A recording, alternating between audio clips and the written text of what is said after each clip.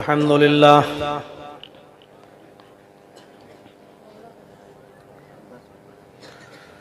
अल्हम्दुलिल्लाहि नहमदुहु व नस्तईनुहु व नस्तगफिरुह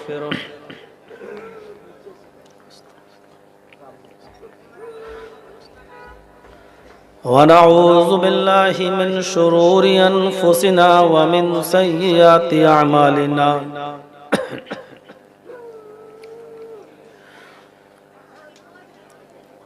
मन यहदिहिल्लाहु फला मुज़िल्ल लहु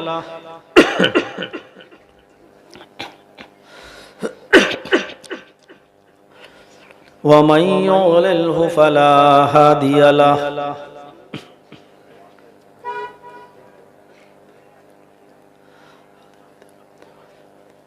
व अशहदु अल्ला इलाहा इल्लल्लाहु वहदहु ला शरीक लहु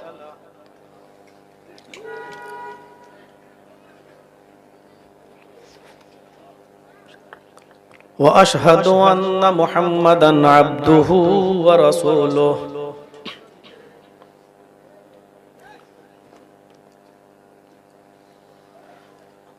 अम्मा बाद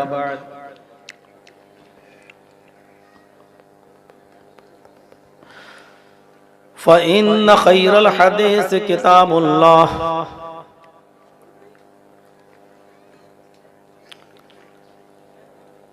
व खैरल हदी हदी मुहम्मदिन सल्लल्लाहु अलैहि वसल्लम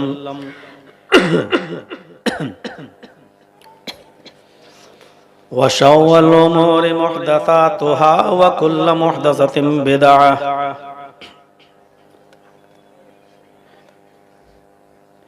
व कुल्लु बिदअतिन ज़लालह व कुल्लु ज़लालतिन फिन्नार।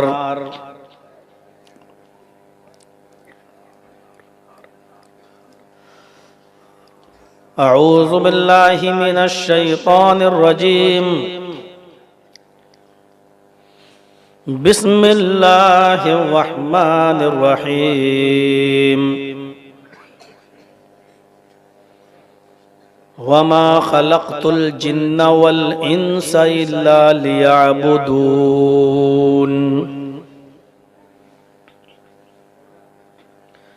रब्बिश्रह ली सदरी वयस्सिर ली अमरी वहलुल उक़दतम मिन लिसानी यफ़क़हू क़ौली।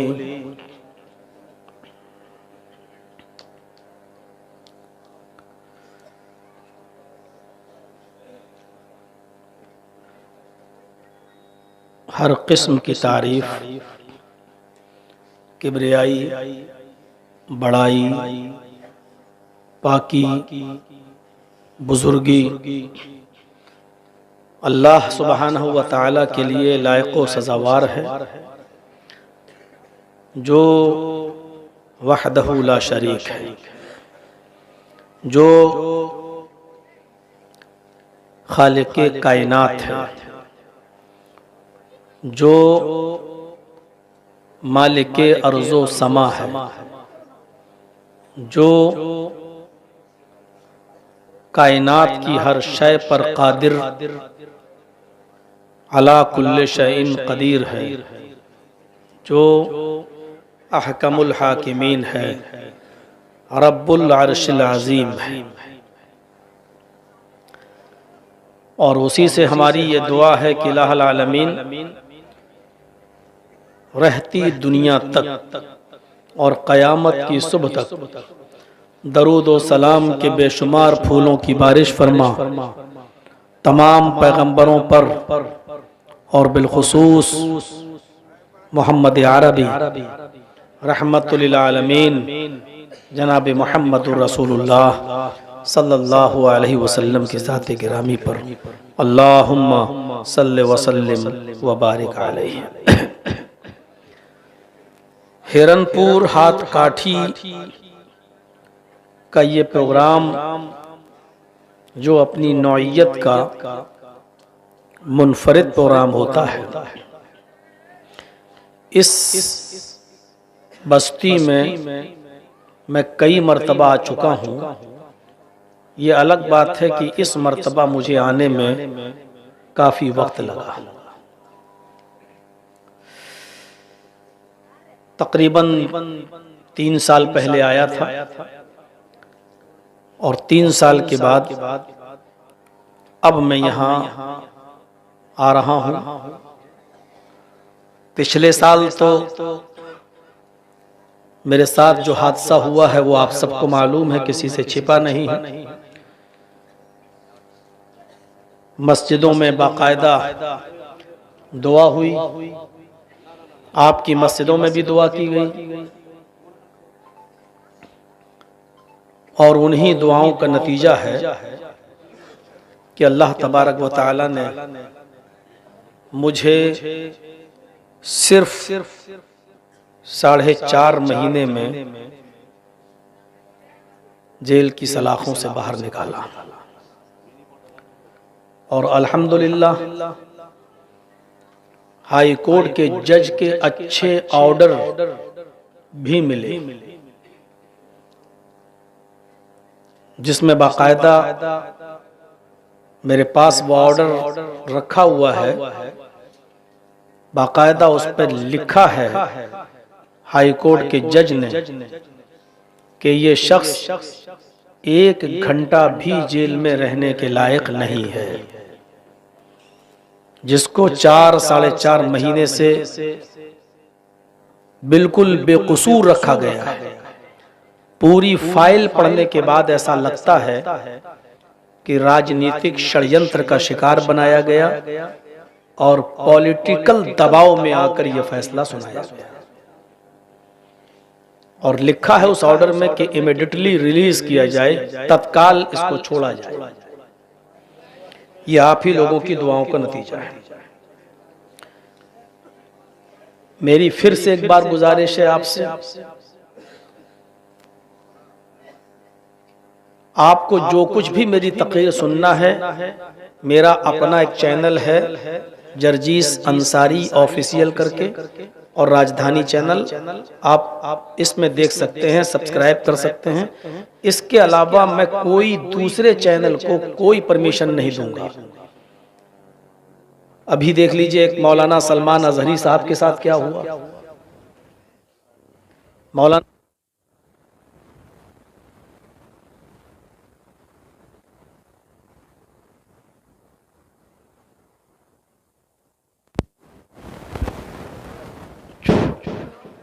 मौलाना कलीमुद्दीन सिद्दीकी साहब के साथ क्या हो चुका है, मेरे साथ जो मामला हुआ है, और इन सब चीजों के पीछे यही यूट्यूब चैनल है।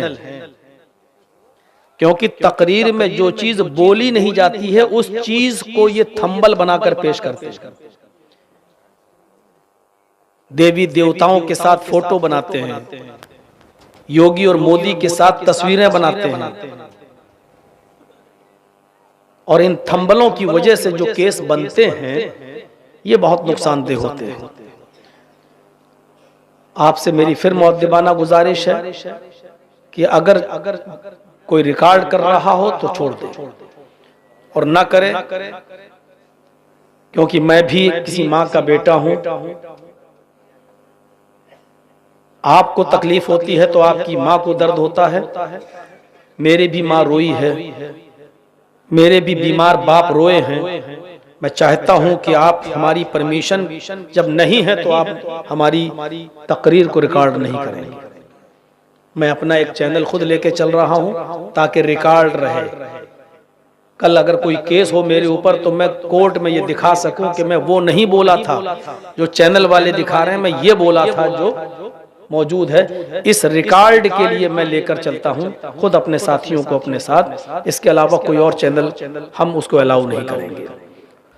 और मेरे मना करने के बाद भी अगर आपने बनाया तो जितनी कमाई आप इस चैनल से कमाएंगे वो सब आपके लिए हराम होगी, नाजायज होगी, क्योंकि आप मेरी परमिशन के बिना मेरी वीडियो रिकॉर्ड कर रहे हैं, जो जायज नहीं है। किसी भी मौलाना से पूछ लो, जब किसी की इजाजत नहीं है तो आप रिकॉर्ड कर सकते हैं, और जब रिकॉर्ड नहीं कर सकते हैं तो उसके जरिए कमा सकते हैं, और उसके जरिए कमा कर वो कमाई खा सकते हैं या नहीं खा सकते हैं। आप किसी भी मौलाना से पूछो कि कौन सा आदमी जायज का फतवा देगा। दुआ कीजिए, इस वक्त मुल्क के हालात बड़े नागुफ्ताबे हैं। उत्तराखंड के आज के हालात देखिए, टीवी चैनलों पर आप देख सकते हैं, यूट्यूब पर आप देख सकते हैं, सोशल मीडिया पर आप देख सकते हैं किस तरीके से आग लगाने की कोशिश की जा रही है, किस तरीके से मस्जिद पर बुलडोजर चलाया गया है, किस तरीके से दंगा भड़काने की कोशिश हो रही है। 2024 से पहले अभी इस तरीके की कोशिशें और होंगी और किसी तरीके से वोट को डाइवर्ट करने की कोशिश की जाएगी और एक नापाक पार्टी अपने नापाक हथकंडे अपनाने में किसी किस्म से पीछे नहीं रहेगी। अल्लाह ताला हमारे मुल्क में अमन व अमान कायम फरमाए, शांति को बहाल रखे और हम सब की हिफाजत फरमाए। मुख्तलिफ उलमा से आपने मुख्तलिफ मौज़ूआत पर खिताब सुना। मैं जब यहां पहुंचा तो मुझे पता चला और पहले ही मेरे पूछने से पहले ही मुझे ये बता दिया गया था कि जर्जी साहब आप आराम कीजिए, लिखिए, पढ़िए, जो करना हो करिए, आपका टाइम 12 बजे। मैं मुतमईन हो गया, लेकिन 12 बजे के बजाय हमको 1:15 पर वहां कोई पहुंचा लेने के लिए और मैं अब आपके सामने आपके रूबरू हूं। यानी आप अपने दिए हुए टाइम पर भी कायम नहीं रह सकते हैं। वो कौम कभी तरक्की नहीं कर सकती जिसके पास टाइम ना हो, जिसके पास वक्त की कदर ना हो, जिसके पास वक्त की अहमियत को समझने का कोई पैमाना ना हो, वो कौम कभी तरक्की नहीं कर सकती। वक्त की अहमियत को समझिए आप और वक्त की कदर भी करना सीखिए। शरीयत के अंदर वक्त ही की कदर बताई गई है, वरना पांचों टाइम की नमाज फर्ज नहीं है।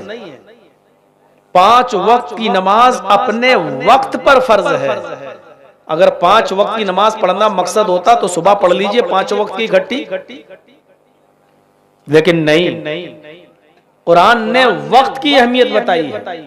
इन्नस्सलात कानत अलल मुमिनीन किताबम मौकूता, नमाज फर्ज है और अपने वक्त पर फर्ज है।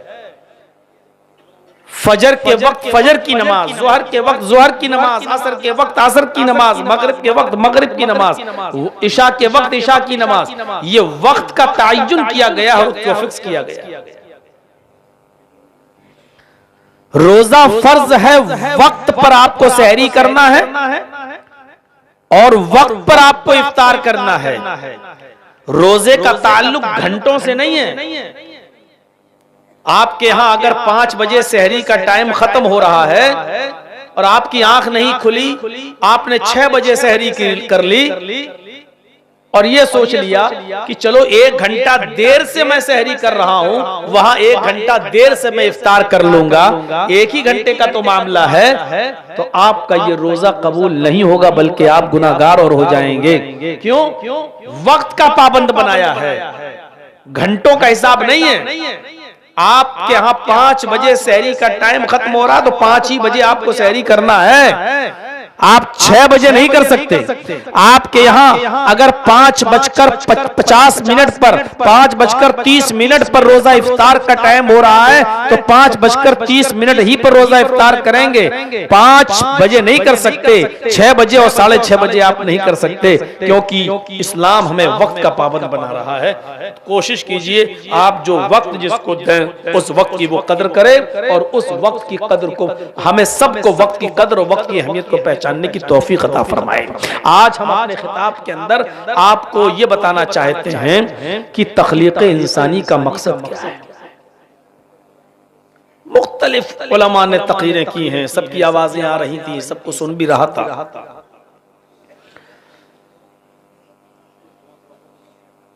हम और आप इस दुनिया में जो आए हैं, तख्लीक़ इंसानी का मकसद क्या है? अल्लाह ताला ने इंसानों को आखिर पैदा क्यों किया है? बहुत आसान इसका जवाब है, इबादत के लिए। तो फिर सवाल उठते हैं कि इबादत के लिए क्या इंसान ही जरूरी था? क्या फरिश्ते इबादत के लिए कम थे? या फरिश्तों की इबादत अल्लाह को पसंद नहीं थी? बहरहाल उस तरफ अभी हम नहीं जाना चाहते हैं, लेकिन सवाल का जवाब और उसका पहला हिस्सा जो मैंने दिया है इबादत के लिए, वही मौजू है। अल्लाह रब्बुल आलमीन ने तख्लीक़ इंसानी का जो मकसद बताया है कुरान करीम के अंदर, वो यही बताया है, वमा खलक़तुल जिन्ना वल इंसा इल्ला लियअबुदून। और यही आयत मैंने खुतबे मसनूना के बाद पढ़ी है। इस आयत के अंदर अल्लाह तबारक व तआला ने यही कहा कि जिन्नों और इंसानों को इस कायनात के अंदर, इस दुनिया के अंदर जो पैदा किया गया है, उसका मकसद सिर्फ इबादत। लियाबुदून, मैंने जिन और इंसानों को इसलिए पैदा किया ताकि वो मेरी ही इबादत करें। हर चीज का कोई मकसद होता है। ये माइक जो मेरे सामने लगा है, ये बेमकसद नहीं लगा है, इसका कोई मकसद है। और इसका मकसद ये है कि दूर तक आवाज पहुंचाई जा सके। अब ये माइक दूर तक आवाज ना पहुंचाए तो इस माइक को लगाने का कोई फायदा है? क्या आप माइक मैन को पैसा देंगे? जब ये माइक आवाज ही न दे तो क्या शो पीस के तौर पर यहां रखा हुआ है? आप जिस जगह बैठे हुए हैं, आपके राइट साइड में एक सड़क गई हुई है। सुबह सवेरे आप देखें, सुबह सवेरे आप देखेंगे कोई आदमी सड़क के ऊपर पैदल चल रहा है, कोई साइकिल से जा रहा है, कोई मोटरसाइकिल से जा रहा है, कोई फोर व्हीलर से जा रहा है। इस सड़क पर चलने वाले ये अफराद बेमकसद नहीं चल रहे हैं। कोई सब्जी खरीदने जा रहा है, कोई गोश्त खरीदने जा रहा है, कोई अपने बच्चे को स्कूल छोड़ने जा रहा है, कोई ऑफिस जा रहा है, कोई अपनी ड्यूटी पे जा रहा है। ये लोगों का उठना बैठना चलना फिरना कोई बेमकसद नहीं है, मकसद के तहत है। बेमकसद नजर नहीं आता ये सब। तो हर चीज का जब एक मकसद है तो इस बात को भी गौर करना चाहिए कि इस दुनिया में हम और आप जो आए हैं तो क्या सिर्फ इसीलिए आए हैं कि माँ के पेट से बाहर आए, पैदा हो, माँ का दूध पिए, धीरे धीरे बचपना आ जाए और बचपना खत्म हो तो जवानी पर कदम रख ले, जवानी खत्म हो जाए तो बुढ़ापे पे, और फिर एक दिन आए बूढ़े होकर बीमार हो जाएं और मर जाएं। क्या हम और आप इस दुनिया में सिर्फ इसीलिए आए हैं? क्या हमारा मकसद सिर्फ यही है कि इस दुनिया में आए, खाएं पिएं और मर जाएं? इसके अलावा कोई मकसद नहीं। कुरान उस मकसद को वाज़ेह करता है, वमा खलक़तुल जिन्ना वल इंसा इल्ला लियअबुदून, मैंने जिन्नों और इंसानों को इसलिए पैदा किया कि वो महज मेरी ही इबादत करें। सिर्फ लियअबुदून, वो मेरी ही इबादत करें। इंसान इस दुनिया में सिर्फ इबादत के लिए पैदा हुआ है। अब सवाल ये पैदा होता है कि अगर हम इबादत ही में लगे रहें तो फिर बच्चों को खिलाएगा कौन, उनको पढ़ाएगा कौन, खेत में अनाज कौन बोएगा, ये सारी फिर पैदावार कैसे होगी, फसल कैसे पैदा होगी, ऑफिस आदमी कैसे जाएगा, दुनिया भर के बहुत से काम है वो कैसे करेगा? क्या हम सिर्फ इबादत के लिए पैदा हुए हैं? तो यहां पर आपको एक चीज समझना पड़ेगी, ये जो दूसरी चीज है, जो दुनियावी और जो दूसरे काम हैं, वो जिम्नी हैं और इबादत हकीकतन है, असल है। हम अल्लाह की इबादत के लिए पैदा किए गए हैं, ये असल मकसद है। लेकिन इस इबादत के साथ साथ हम अनाज भी बोते हैं, खेती बाड़ी भी करते हैं, कपड़ा भी बुनते हैं, ऑफिस में भी जाते हैं, स्कूल में पढ़ाते भी हैं। ये दूसरे काम है, वो ज़िम्नन है। मना नहीं किया जा रहा है कि ये काम मत करिए, लेकिन ज़िम्नन है। असल मकसद इबादत। मसलन एक मिसाल से मैं समझाने की कोशिश करता हूं आपको। आपका जिला पाकुड़ लगता है, मान लीजिए, और पाकुड़ में कोई एमपी है, मेंबर ऑफ पार्लियामेंट। आपको अपने इलाके के लिए उससे कोई काम है, आपको उससे मिलने जाना है। बातचीत हुई, उसके पीए के जरिए टाइम मिल गया, उसने कहा कि आप संडे के दिन 10 बजे आप पाकुड़ आ जाइए, हमारे घर आ जाइए, हमारे ऑफिस आ जाइए और बात कर लीजिए। आपने तैयारी की सैटरडे ही को और जल्दी उठ गए, सुबह फ्रेश हुए और निकल गए कि आज हमें एमपी साहब से, मेंबर ऑफ पार्लियामेंट से हमें मिलना है। उसने पाकुड़ बुलाया है, 10 बजे मुझे वहां मिलना है। आप वहां 9:45 बजे पहुंच जाते हैं। 10 बजे गेट खुलता है, आपने पर्ची दे दी, मैं फला जगह से आया हूं, 10 बजे का मुझे टाइम दिया है, एमपी साहब ने मुझे मिलना है, मैं हिरनपुर से आया हूं, हाथ काटी से आया हूं, मेरी मुलाकात बहुत जरूरी है, मैं अपने इलाके के लोगों के लिए कुछ जरूरतें लेकर आया हूं।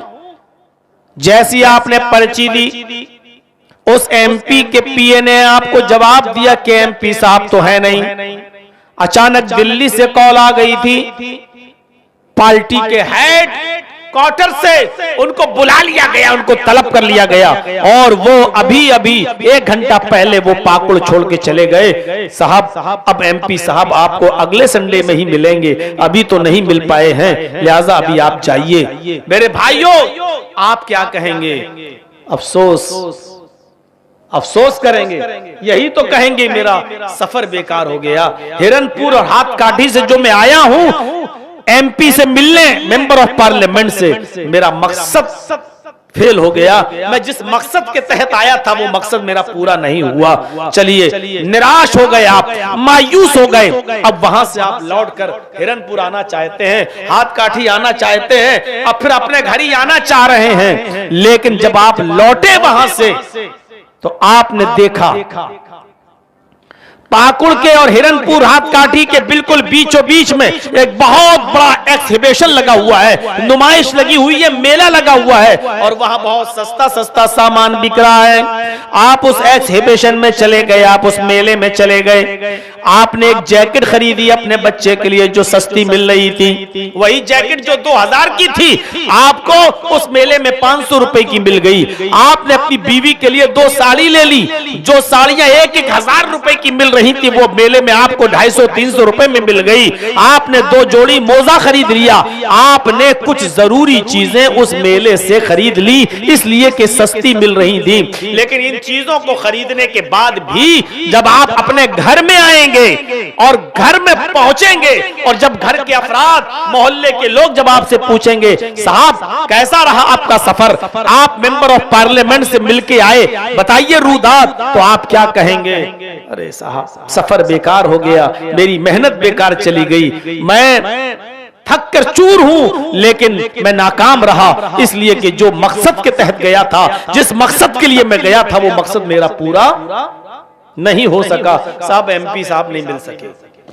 आपने सामान खरीदा है, आपने मोजा लिया है, आपने जैकेट खरीदी है, आपने साड़ी खरीदी है, आपने कपड़ा लिया है, बेमकसद नहीं है। आपको सस्ता सामान मिला, लेकिन इसके बावजूद आप ये कह रहे हैं कि मेरा सफर बेकार रहा, मैं अपने सफर अपने मकसद में कामयाब नहीं। क्यों? क्योंकि आपका असल मकसद एमपी से मिलना था, आपका असल मकसद उस मिनिस्टर से या उस मंत्री से मिलना था, जो आपका पूरा नहीं हो सका। ये सारी चीजें लेने के बावजूद भी आप यही कहेंगे कि मेरा सफर बेकार रहा, क्योंकि जिस मकसद के तहत मैं गया था वो मकसद पूरा नहीं हुआ।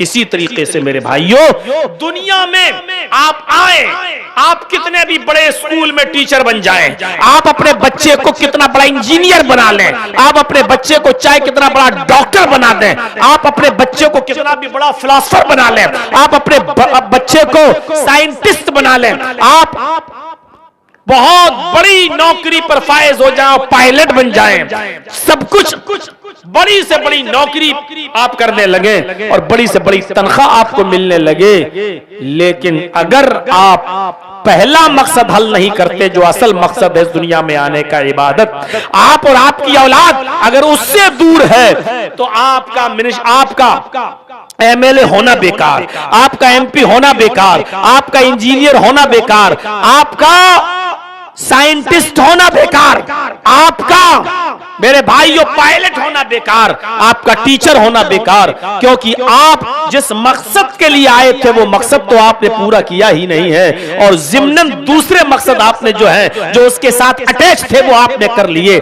जिस तरह कपड़ा खरीदने, जैकेट लेने, मोजा खरीदने, लुंगी खरीदने, साड़ी खरीदने के बावजूद आप ये कहते हैं कि मेरा मकसद पूरा नहीं हुआ, उसी तरीके से इन तमाम चीजों को हासिल कर लेने के बाद भी अगर हम इबादत में कोताह हैं, इबादत में सुस्त हैं, तो समझ लीजिएगा हम बिल्कुल उसी तरह हैं जिस तरह एमपी साहब से न मिलने के बाद हमारा मकसद पूरा नहीं होता, उसी तरीके से इस दुनिया में आने के बाद, ये सब कुछ हो जाने के बाद भी हम बेकार हैं, क्योंकि असल मकसद तो इबादत था, उससे हम कोसों दूर हैं। वमा खलक़तुल जिन्ना वल इंसा इल्ला लियअबुदून, मैंने जिन्नों और इंसानों को इस दुनिया में इसलिए पैदा किया ताकि वो मेरी ही इबादत करें।